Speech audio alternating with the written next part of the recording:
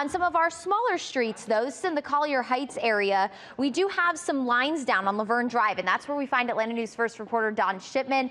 Don, you were telling us that the power is back on in that area this morning, it looks like.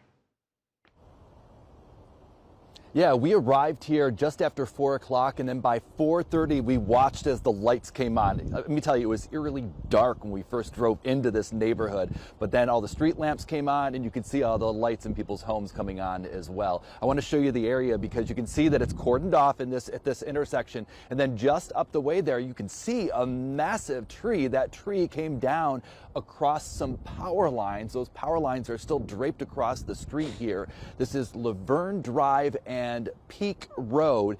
If you're driving in this neighborhood and you come to this area, you're going to be turned away because it is blocked off. Crews have been here throughout the overnight area, securing this area. We also saw Atlanta police here when we were here early this morning.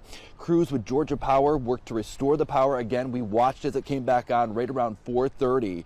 Power crews will likely be back here at the scene later this morning just to get a permanent fix because, like I mentioned, those lines are still draped across the street right here. I did check with Georgia Power, and there's only spotty outages throughout the metro and still in this area here as well. But really, like I mentioned, only spotty, a handful of customers without power at this hour. So you want to keep that in mind as you're traveling out and about. Like Rodney was saying, the streets are still a bit wet. It can be slick, a little breezy out here. So keep that in mind. Give yourself some extra time this morning. We're live here in Northwest Atlanta. Don Shipman, Atlanta News First.